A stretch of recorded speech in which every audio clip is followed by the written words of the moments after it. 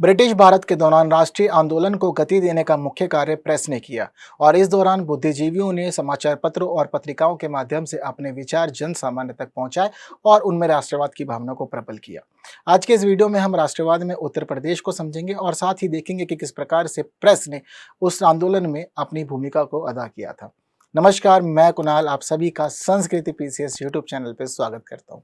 चलिए इसी क्रम सबसे पहले आगे बढ़ते हुए देखते हैं कि भाई हम लोग की क्लास किस प्रकार रहने वाली है। तो बात करेंगे कि प्रेस का विकास के लिए क्या क्या उत्तरदायी स्थिति थी। जैसे कि हम जानते हैं कि ब्रिटिश शासन इसके पीछे बड़ा मुख्य कारण था, क्योंकि लोगों ने सिर्फ अंग्रेजी शासन के विरुद्ध अपने विचारों का प्रसार करने के लिए प्रेस को अपनाया था।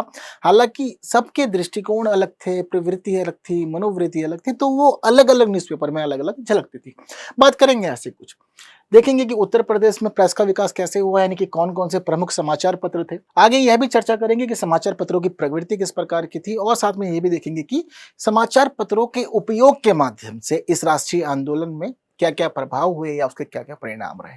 तो ठीक है, इसी क्रम में बढ़ते हैं आगे और देखते हैं प्रश्न कि किस प्रकार का प्रश्न इस खंड से हम लोग से पूछा जा सकता है। तो प्रश्न सीधा साधारण कह रहा है कि भारतीय राष्ट्रवाद में उत्तर प्रदेश के समाचार पत्रों के योगदान का वर्णन कीजिए।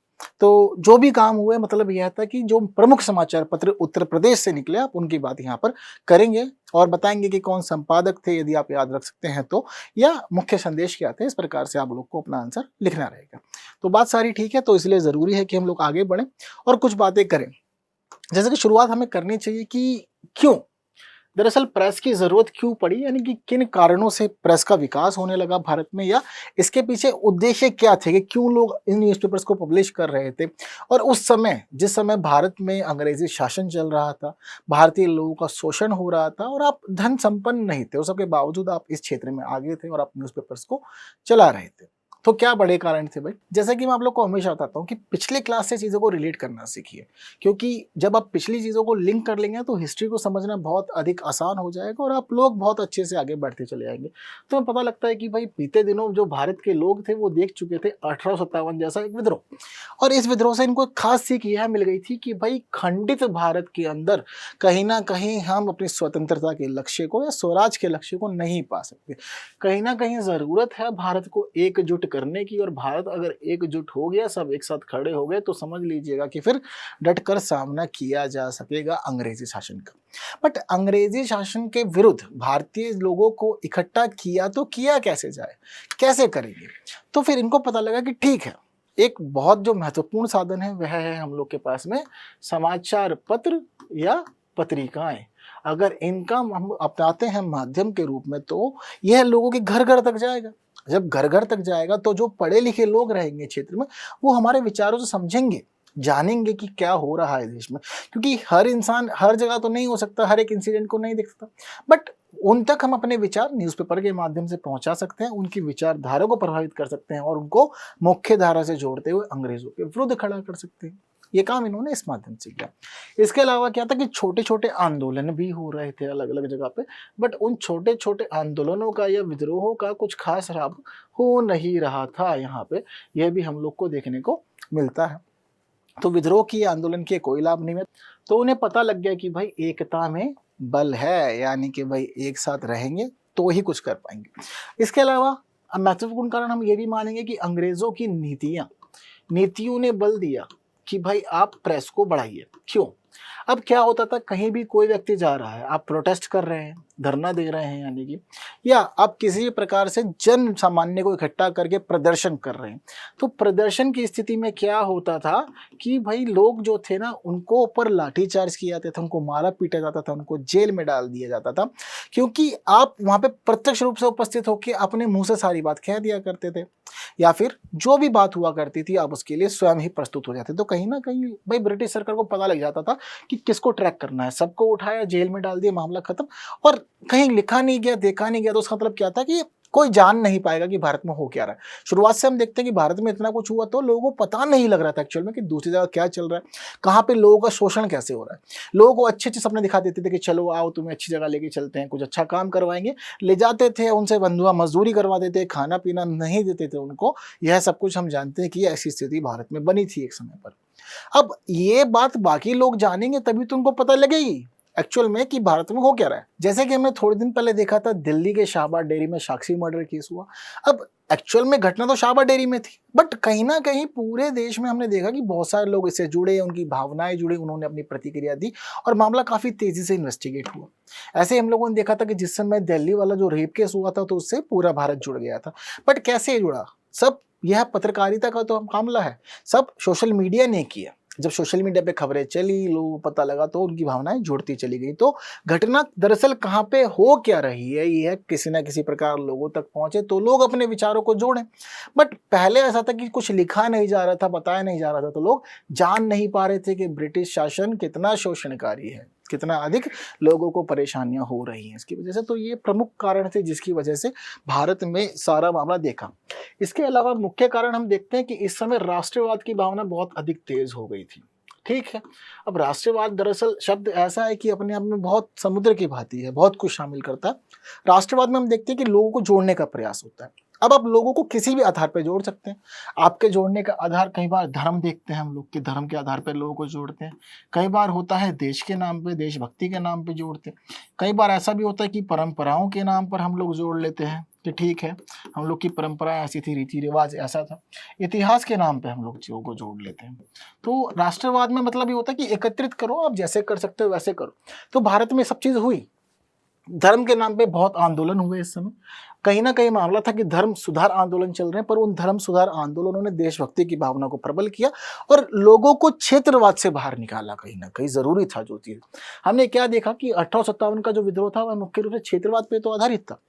कोई भी लड़ रहा था तो अपने क्षेत्र के लड़ रहा था, चाहे हम बात करें तात्या तोपे की, नाना साहब की, बेगम हजरत महल की या फिर बहादुर शाह जफर की। कोई भी इंसान था उसको अपने क्षेत्र से मतलब था और उसके अपने हित थे। उसको देश से मतलब नहीं था, वह जानते ही नहीं थे कि हाँ भारत जैसा कुछ है। वो अपना क्षेत्र जानते थे कि भाई ये मेरी रियासत है और मुझे अपनी रियासत को बचाना है। बट 1857 तक की क्रांति होते होते जो पूरा स्वरूप था ना भारत का, वो बदल चुका था। अब भारत खंड वाला भारत नहीं रह गया था, क्योंकि पूरे के पूरे क्षेत्र पे जो शासन था यह शासन ब्रिटिश शासन का था। और ऐसी स्थिति में सभी क्षेत्रों को ना चाहते हुए भी एक होना पड़ा और आपस में जुड़ करके अंग्रेजी शासन के विरुद्ध खड़ा होना पड़ा था। तो इस वजह से भारत का स्वरूप बड़ा, लोगों की जो दृष्टि थी देखने की भारत को, वो बदली। अब वो अपने क्षेत्र को आजाद नहीं कराना चाहते थे, बल्कि उनको ऐसी बातें बताई गई कि पूरे भारत से इनको निकालो। यदि पूरे भारत से ही नहीं निकालोगे तो कहीं ना कहीं फिर तुम लोग का शोषण बना रहेगा और आने वाले समय में जिस तरह से जीवन तुम जी रहे हो, तुम्हारे बच्चे, उनके बच्चे सब ऐसे ही जीवन जिएंगे। यह इनके साथ में देखा जाएगा। बात क्लियर है सभी लोग को? तो इस प्रकार से फिर अब बल मिलने लगा था राष्ट्रवाद की भावना को। तो धर्म के नाम पे बहुत बार हमने देखा कि लोग को जोड़ा गया। जैसे कि अलीगढ़ आंदोलन हुआ तो सर सैयद अहमद खान ने लोगों को जोड़ा, मुस्लिमों को बताया कि पढ़ो लिखो आगे बढ़ो, जरूरी है, बट उन्होंने साथ साथ कहा कि हिंदू के साथ जुड़ के रहो। उसी प्रकार से पूरे भारत में ब्रह्म समाज, थियोसॉफिकल सोसाइटी वगैरह वगैरह इत्यादि अलग अलग इन्होंने भी मूवमेंट शुरू किए, लोगों को जोड़ा और राष्ट्रवाद की भावना को इनमें प्रबल किया। इसी दौरान हम देखते हैं कि जब ये सब काम हुआ तो इसी दौरान हम देखते हैं कि भाई प्रेस शुरू हुई, यानी कि भाई समाचार पत्रों के माध्यम से, जिसमें मुख्य जो भावना थी वह भावना देशभक्ति की ही थी।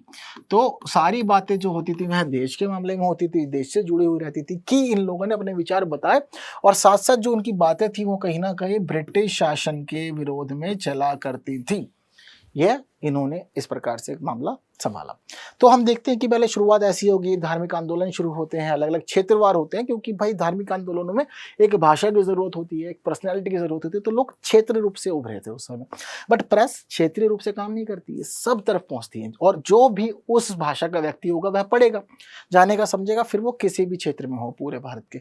इसके अलावा अंत में हम लोग देखते हैं कि राष्ट्रीयवाद की भावना बहुत अधिक तेज जब हो जाती है, जब 1885 में हो जाती है स्थापना भारतीय राष्ट्रीय कांग्रेस की।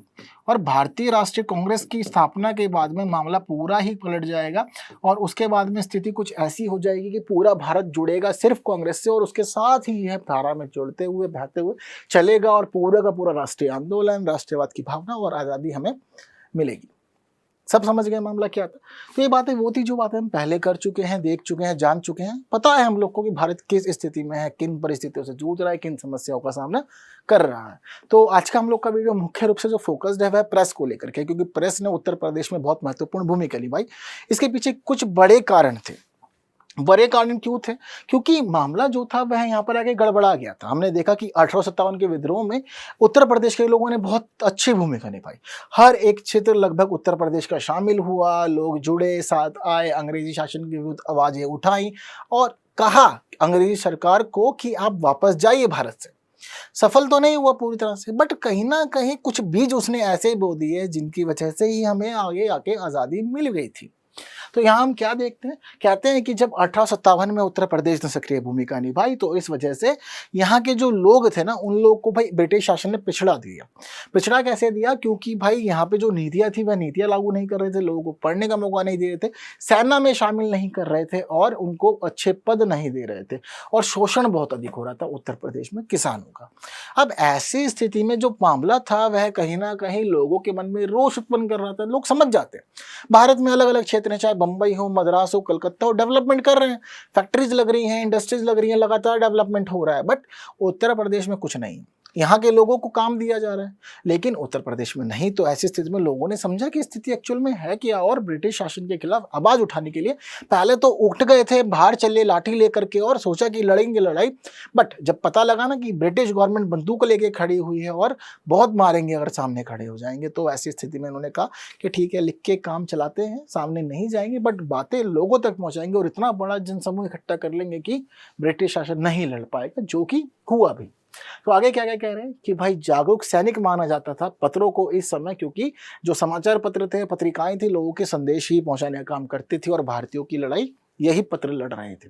कहते हैं कि पत्र पत्रिकाओं में दिशा निर्देश दिए जाते थे कि लोगों को कैसे रहना है, क्या क्या काम करना है। असहयोग आंदोलन वगैरह भी इसी माध्यम से ही प्रचारित बहुत अधिक हुआ था और लोगों में जन चेतना उत्पन्न की जाती थी। इन्हीं के माध्यम से बताया जाता था कि आप भारत के निवासी हैं, आपकी राष्ट्रीयता क्या है, आप किसके लिए जी रहे हैं, किससे संबंधित हैं। ठीक है, तो शुरुआत में हम देखते हैं कि भाई सिर्फ गांधीवादी आंदोलन को ही नहीं बल्कि जो भी काम हुआ क्रांति को लेकर के वो सब में भी पत्रों ने भूमिका निभाई थी। इसके अलावा शिक्षा का प्रचार प्रसार भी इसके माध्यम से हुआ और हिंदी पत्रकारिता बहुत अधिक विकास करती है इस पूरे दौर में। यह इसका एक महत्वपूर्ण परिणाम के रूप में हमें देखने को मिलता है।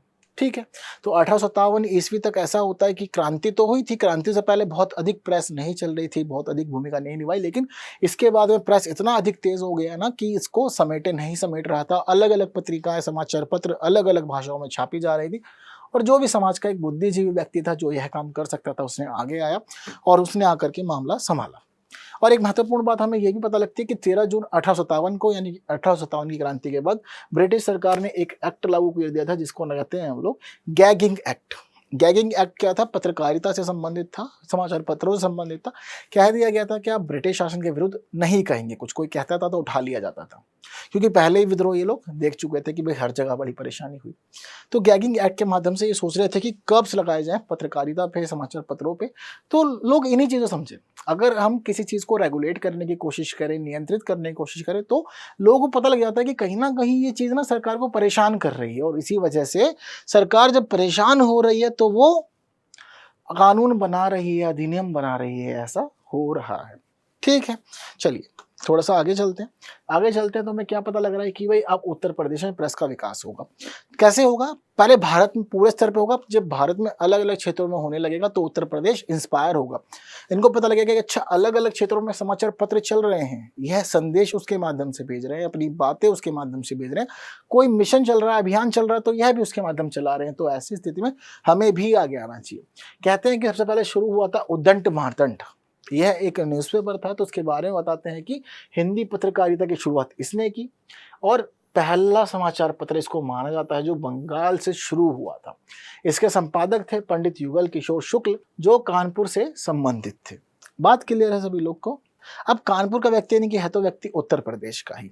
क्लियर है बात सभी को? तो उत्तर प्रदेश की भूमिका जो थी वह शुरू हो गई थी अब प्रेस के अंदर और पत्रकारिता के अंदर। ठीक है, हालांकि अभी ये जो न्यूज़पेपर है ये उत्तर प्रदेश में पब्लिश नहीं हो रहा, तो इसलिए हम इसको उत्तर प्रदेश का नहीं मानते, बट मैंने आपको इसलिए बता दिया क्योंकि यह इतना इंपॉर्टेंट पॉइंट है कि आप इसको अपने मेंस एग्जाम में और प्री एग्जाम में यूज़ कर सकते हैं। प्री में कई बार पूछा गया है यह। ठीक है, बात क्लियर है सभी लोग को? ओके, चलिए अब इसी क्रम में बढ़ते हैं आगे और देखते हैं कि भाई उत्तर प्रदेश में क्या क्या हुआ। तो उत्तर प्रदेश का पहला अखबार बनारस अखबार था, हिंदी भाषा के अंदर यह पब्लिश हुआ था।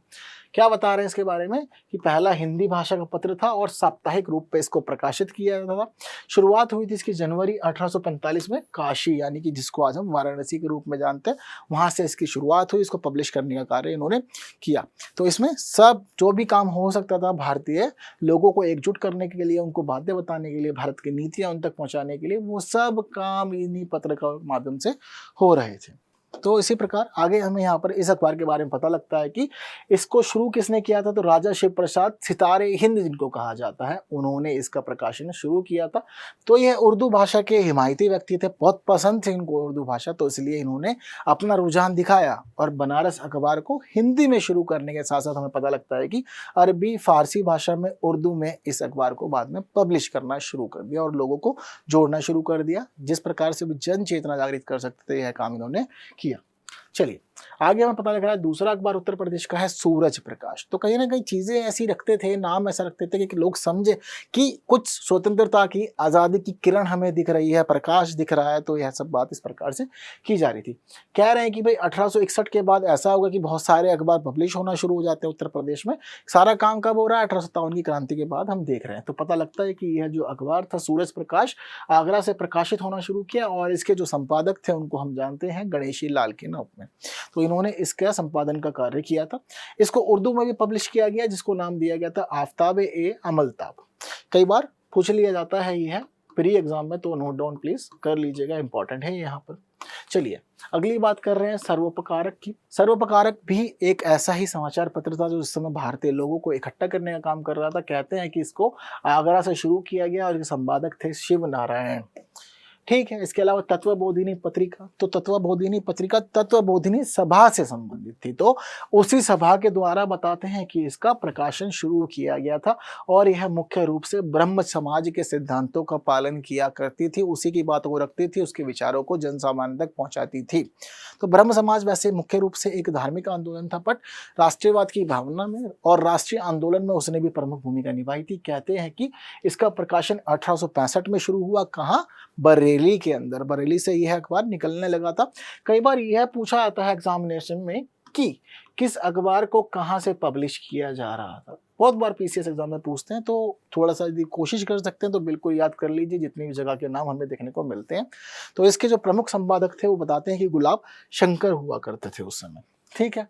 इसके अलावा कवि वचन सुधा, कहानियों के माध्यम से, कवियों के माध्यम से यह अपने विचारों को आगे जन सामान्य तक पहुंचाते थे। जैसे कि भारत के प्रमुख कवि हमें देखने को मिल रहे हैं कि भारतेंदु हरिश्चंद्र इससे जुड़े हुए थे और उन्होंने ही काशी से इसका प्रकाशन आरंभ करवाया था और यह एक मासिक पत्र था, यानी कि महीने में आता था एक बार। इसके बारे में बताते हैं कि हिंदी पत्रकारिता में इसने एक नए युग को शुरू किया, यानी कि पहले जो पैटर्न चला आ रहा था उस पैटर्न में इन्होंने बदलाव की। कवि थे, लेखक थे, तो नई नई चीजों को लिखना जानते थे, बातों को अलग अलग तरीके से प्रस्तुत करना जानते थे, उसमें अलग अलग रस शामिल करना चाहते थे। तो इसीलिए इन्होंने ये सब काम किया और कुछ नए क्रिएटिव तरीके से लोगों तक न्यूज़ पहुंचानी है इन्होंने शुरू कर दी। एक और महत्वपूर्ण पत्र बता रहे हैं कि ब्रजवासी हुआ करता था। इसने भारत के स्वदेशी आंदोलन, जिस समय हम कह रहे थे ना कि भारत की स्वदेशी चीज़ों का उपयोग करें, जो ब्रिटिश अंग्रेज की सारी चीज़ें हैं जो विदेशों से भारत में आ रही हैं उसका उपयोग नहीं करना। सिर्फ जो भारत में बन रही हैं, भारतीय किसान हैं, भारतीय काश्तकार हैं या कोई भी शिल्पकार वगैरह हैं या भारतीय दर्जी ही क्यों ना हो, सिर्फ उन्हीं की चीज़ें हमें उपयोग करनी है, विदेशी चीज़ें नहीं करनी। तो स्वदेशी आंदोलन चलाया गया था। इस समय बहिष्कार कर रहे थे हम विदेशी वस्तुओं का। तो ठीक उसी प्रकार कह रहे हैं कि असहयोग आंदोलन में भी इस पत्र ने बहुत अधिक महत्वपूर्ण भूमिका निभाई। कहते हैं कि इस पत्र की नीति उदारवादी थी, पर उसके बावजूद ये बहुत बार ऐसा दिखा गया कि उग्र संदेश लोगों तक पहुंचाया करते थे। इसके अलावा स्वदेश, यानी कि अपने देश की बात इसमें की जा रही है। कैसे? कह रहे हैं कि भाई इसका प्रकाशन शुरू हुआ 6 अप्रैल 1919 को। समय देख रहे हैं 6 अप्रैल 1919, यानी कि जलियांवाला बाग हत्याकांड जो था उस कांड से निकट ही है ये। तो कह रहे हैं कि 6 अप्रैल 1919 को गोरखपुर से इसका प्रकाशन शुरू किया गया था और इसका उद्देश्य था कि राष्ट्रीय आंदोलन को मजबूत करना, यानी कि जो लोग जुड़े हुए हैं राष्ट्रीय आंदोलन से, जिस प्रकार गति दे रहे हैं हम भी सेम काम करेंगे। आगे कह रहे हैं कि इसमें उग्र विचार प्रस्तुत किए जाते थे और स्वतंत्रता के लिए जो भी काम हो सकता था वह यह पत्र हमेशा करने को तैयार रहता था। और इसको इसी वजह से क्या हुआ कि ब्रिटिश नीतियों का सामना करना पड़ा, जो भी उनके शोषण होता था, जो भी उनका दंड होता था, उस दंड के लिए इसको हमेशा आगे ही आना पड़ता था। इस प्रकार का व्यवहार ये करता था उस समय लोगों से और जनसामान्य तक निडर होकर के अपने विचार पहुंचाया करता था। उनको किसी भी प्रकार से ये क्रांति में शामिल कर सकता था, तो यह काम करते थे इसके लेखक। इसके अलावा देशभक्त, तो नाम समझ रहे हैं हम लोग, देशभक्त यानी कि देश के लिए मर मिटेंगे भाई और अपने विचारों को बहुत बढ़िया से प्रस्तुत करेंगे। तो कह रहे हैं कि भाई ये ऐसा अखबार था कि पूरे भारत में जो भी गतिविधियां हो रही हैं उन सबको शामिल करता था, जो भी प्रमुख व्यक्तित्व को विचारों को शामिल करता था और जो भी आंदोलन होने वाला है ये अपने माध्यम से बताता था। हालांकि साप्ताहिक रूप से आता था और प्रयागराज से इसको प्रकाशित किया जाता था। प्रयागराज मतलब इलाहाबाद से इसको प्रकाशित किया जाता था। कह रहे हैं कि संपादक थे इसके श्रीनाथ सिंह उस समय। ठीक है, तो इसकी नीति का जो निर्धारण था उसके बारे में इसके न्यूज़पेपर पे ही लाइन लिखी हुई आती थी। और लाइन किस प्रकार लिखते थे कि इसमें संसार के समाचार पत्रों का सार, विचारों का निचोड़ और व्यक्तियों आदि की चर्चा के साथ भारत के राष्ट्रीय एवं प्रगतिशील जीवन की झांकी रहेगी। जनरली हम लोग देखते हैं ना कि हर न्यूज़पेपर अपने कुछ टैगलाइन यूज करता है, तो यह इसकी टैगलाइन थी जो फ्रंट पे ही लिखी हुई आती थी। इसके अलावा अगला है विप्लव। तो विप्लव कहते हैं कि इसको शुरू किया गया था क्रांतिकारी यशपाल के द्वारा। इनके संपादन में सारा का सारा किया हुआ था और इसको शुरू किया था लखनऊ से। बहुत ही अधिक उग्र विचार थे इसके अंदर, यानी कि क्रांतिकारी व्यक्ति शुरू करा तो वो डरेगा नहीं, डरेगा। उसके मन में जो आएगा वो जैसे भी अपनी बात रख पाएगा वह सारे काम यह व्यक्ति करेगा ही करेगा। तो इसीलिए कहते हैं कि इसके मुख्य पृष्ठ पे ये पहले लिख दिया करते थे, तुम करो शांति समता प्रसार, विप्लव का अपना अनल गान। यानी कि तुम जैसा तुम्हें ठीक लगता तुम ना करो, पर हम अपने अलग तरीके से अंग्रेजी शासन का विरोध करेंगे। स्पष्ट था। कहते हैं कि इसका इन्होंने एक अंक शुरू किया, चंद्रशेखर आजाद अंक। ठीक है, तो इसमें क्रांति की गाथाओं को शामिल किया जाता था और इसका प्रकाशन अप्रैल 1940 तक किया गया था, यानी कि स्वतंत्रता से 7 वर्ष पहले तक ये आता रहा और उसके बाद इसका प्रकाशन बंद हो गया था। तो कुछ कुछ जो भी बातें मैं आप लोग को बता रहा हूँ सबके बिल्कुल आप लोग पॉइंट्स बना लीजिए। बुलेट में बहुत इजी है, इन लोग को आप रिवाइज कर सकते हैं, सभी बातों को अच्छे से कर सकते हैं। ठीक है, चलिए आगे बात करते हैं भविष्य की। तो भविष्य की बात करेगा भारत के। कह रहे हैं कि इलाहाबाद से प्रकाशन करते थे, संपादक थे राम रख सिंह सहगल साहब। तो यह है इसके प्रमुख संपादक थे। इसके अलावा इसके प्रकाशन का उद्देश्य स्वतंत्रता संग्राम को गति देना था, उसमें आहुति देना था और जो भी कार्य हो सकता था स्वतंत्रता आंदोलन के लिए वो सब करना था। चलिए आगे अगली बात हम लोग को पता लग रही है इससे शामिल कि 1930 ईस्वी में प्रेस ऑर्डिनेंस आया और जब प्रेस ऑर्डिनेंस आया तो उसकी वजह से बहुत सारे हिंदी की पत्रिकाएं पत्र जो थे उनका प्रकाशन रुक गया। तो इस समय क्या होगा कि भाई यह जो आ रहे थे जितने भी न्यूज़पेपर थे, चाहे हम लोग बात कर रहे हैं किसकी, भविष्य की, तो भविष्य के बारे में बता रहे हैं कि भाई बहुत जो भी रूल आए इस समय, जो एक्ट लाए ब्रिटिश गवर्नमेंट ने, उसकी वजह से यह सब प्रभावित हुए। इनका जो प्रकाशन था वो प्रभावित हुआ, तो जन सामान्य तक यह अपनी बातों को नहीं पहुंचा रहे थे। अब न्यूज़पेपर नहीं छाप ले रहे हैं, ब्रिटिश गवर्नमेंट की नज़र है, ब्लॉक कर दिया है सब कुछ। तो ऐसी स्थिति में क्या करेंगे, अब यह भूमिगत संदेश देना शुरू कर देंगे, यानी कि अपनी पत्रकारिता को अंडरग्राउंड चलाएंगे। ब्रिटिश सरकार छुपे छुपे इनके जो प्रमुख व्यक्ति है वो एक से दूसरे, दूसरे से तीसरे, तीसरे से चौथे ऐसे संदेश पहुंचाते जाएंगे और चेन बनाएंगे। आंदोलन नहीं रुकना चाहिए, लोगों तक बात पहुंचती रहनी चाहिए, यह इन्होंने निर्धारित कर लिया था पहले ही। इसीलिए कहते हैं कि इसके बाद शुरू हुआ अभ्युदय 1907 में। किन्होंने शुरू किया, इलाहाबाद से शुरू किया मदन मोहन मालवीय ने। तो पंडित मदन मोहन मालवीय के द्वारा शुरू किया गया, बहुत ही महत्वपूर्ण उस समय का यह पत्र था। यह एक प्रकार से साप्ताहिक पत्र हुआ करता था उस समय। तो सप्ताह में एक बार लोगों को मिलना पड़ता था इससे और सी बातों को जानना समझना पड़ता था। इसके बारे में बताते हैं कि प्रदेश में यह उदार विचारों के लिए जाना जाता था। उदार विचार क्यों है, क्योंकि मदन मोहन मालवीय साहब इसको प्रकाशित करवा रहे हैं, तो उदार व्यक्ति थे, लड़ने मरने को तैयार नहीं हो जाते थे, वो ज्ञान से सामने वाले व्यक्ति को अपनी बातें मनवा लिया करते थे। कहते हैं कि कालांतर में स्वतंत्रता आंदोलन के प्रवाह में प्रभावित हो जाएगा ये और क्रांतिकारियों का पक्षधर बन जाएगा। यानी कि बात कहेंगे अच्छी, आराम से कहेंगे, इत्मीनान से कहेंगे, लेकिन बात को कहेंगे इस प्रकार से कि ब्रिटिश गवर्नमेंट देखेगी भी, समझेगी, जानेगी, पर कर्ब नहीं लगा पाएगी इसके ऊपर। क्यों? क्योंकि यह क्रांतिकारियों का पक्ष लेंगे, बट सरकार के खिलाफ ऐसी बातें नहीं बोलेंगे जो इनकी नीतियों के विरुद्ध है और ब्रिटिश शासन के भी वो उसको उग्र बना सकती है और मजबूर कर सकती है कि उठा लो संपादक को। तो ऐसा काम ये लोग नहीं करने वाले हैं। कहते हैं कि भाई मालवीय जी के अलावा भी कुछ महत्वपूर्ण लोग इससे जुड़े, इसके संपादन का कार्य किए। कौन कौन थे? पुरुषोत्तम दास टंडन, सत्यनारायण जोशी, कृष्णकांत मालवीय, वेंकटेश नारायण तिवारी, पद्मकांत मालवीय और पंडित बनारसी दास चतुर्वेदी। यह प्रमुख संपादक थे मदन मोहन मालवीय जी के अलावा। कहते हैं कि भाई ये ऐसी पत्रिका थी, इसने भारत के अनेक क्रांतिकारियों को प्रशिक्षण दिया, बताया, सिखाया कि कैसे आप आंदोलन को आगे बढ़ा सकते हैं। और महात्मा गांधी ने भी वही काम किया। महात्मा गांधी को पता था कि अगर सामने खड़े होंगे, जाकर के आंदोलन करोगे तो क्या होगा कि ब्रिटिश सरकार उठा लेगी, तो मारपीट नहीं करो, शांत रहो, डटे रहो और ऐसे ऐसे काम करो कि ब्रिटिश शासन को पता लग जाए कि आप आंदोलन भी कर रहे हैं लेकिन वो आपके खिलाफ कुछ ना कर पाए और आपको जेल में ना डाल पाए। तो बहुत बार इन्होंने ऐसे प्रयास किए, इसलिए असहयोग, अहिंसा और इसके अलावा सविनय अवज्ञा ऐसे ही इन्होंने उपकरण अपनाए जिससे कि काफी लंबे समय तक इनके आंदोलन टिक भी सके थे। कहते हैं कि अभ्युदय के अतिरिक्त साप्ताहिक आनंद का प्रकाशन भी इन्होंने शुरू कर दिया। कहाँ से? लखनऊ से शुरू करवा दिया और इसके संपादक थे पंडित शिव नारायण शर्मा। यह काम भी इसी के साथ साथ होने लगा था। अगला महत्वपूर्ण पत्र हम देख रहे हैं प्रताप है। तेजस्वी पत्र था, यानी कि प्रखर था, जो मन होता था, जो बातें घुमा करती सीधा कहते थे, कोई घुमाना फिराना नहीं।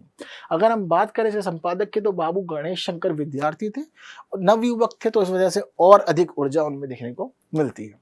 कहते हैं कि उनका जो कार्यालय था वह क्रांतिकारियों का अड्डा बन गया था, यानी कि क्रांतिकारी पूरे दिन और रात वहां पर डटे रहते थे और नीतियों का निर्धारण करते थे। आगे पता लग रहा है कि अपने नीति विषयक आदर्शों एवं उद्देश्यों से प्रतिबद्ध प्रताप ने ब्रिटिश शासन को कदम कदम पर चुनौती दी, जो कि होना ही था। स्वतंत्रता आंदोलन आप चला रहे हैं, सारी महत्वपूर्ण बात जो भी होगी लोगों को इकट्ठा करने के लिए आप करेंगे ही, जरूरी भी है।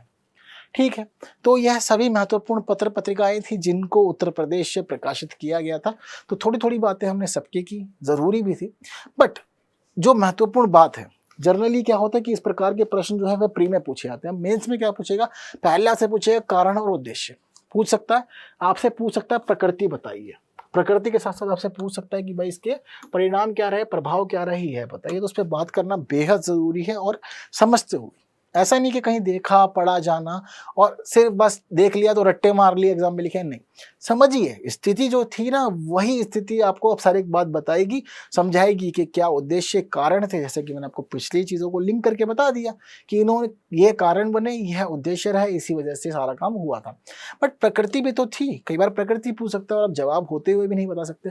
जैसे कि पहली प्रकृति अगर हम लोग देखें तो प्रकृति थी इनकी भाई साहब क्रांतिकारी, यानी कि आप क्या कर रहे हो, आप राष्ट्रीय आंदोलन को बल दे रहे हो, तो क्रांतिकारी प्रकृति तो रहेगी आपकी। कहीं ना कहीं आप भारत की बात कहेंगे, अंग्रेजों को जाने की कहेंगे, अंग्रेजों की नीतियों के विरुद्ध बातें आपसे प्रकाशित करेंगे, तभी तो यह अलग अलग अधिनियम लाएंगे और आपको रोकने का प्रयास करेंगे। इसके अलावा इनकी जो मुख्य प्रकृति थी वह भारतीय थी, यानी कि भाई ये बातें किसकी करते थे? मुख्य रूप से भारतीय जन सामान्य की बातें किया करते थे, उन्हीं के पक्ष में सभी चीज रखते थे। ठीक है, तो इस वजह से क्या हुआ कि अंग्रेज शासन को परेशान होना पड़ता था और अंग्रेजों की जो बातें होती थी वह यहाँ पर हमेशा विरोध के रूप में देखी जाती थी। ठीक, तो यह इसकी महत्वपूर्ण जो प्रकृतियां हुआ करती थी उस समय, जो हमें देखने को मिल रही है। यानी कि ये लोग चाहते थे कहीं भी ऐसा ना हो कि भाई हिंसा भड़क जाए, तो इसलिए इन्होंने अहिंसक प्रकृति का सहारा लिया, ताकि यह चाहते थे कि आंदोलन लंबे समय तक टिके और बना रहे सारा का सारा मामला और टूटे ना। राष्ट्रीय आंदोलन था इसकी प्रकृति में, ठीक है, उसको बढ़ावा दे रहे थे, राष्ट्रवाद को बढ़ावा दे रहे थे, यह सब इसकी प्रकृति में शामिल था। बहुत बार ऐसा होता है कि हम लोग को बातें पता होती है, हम लोग लिख नहीं पाते हैं, तो बट ये सब बातें आप लोग को ध्यान रखना, बहुत अधिक नहीं जानना।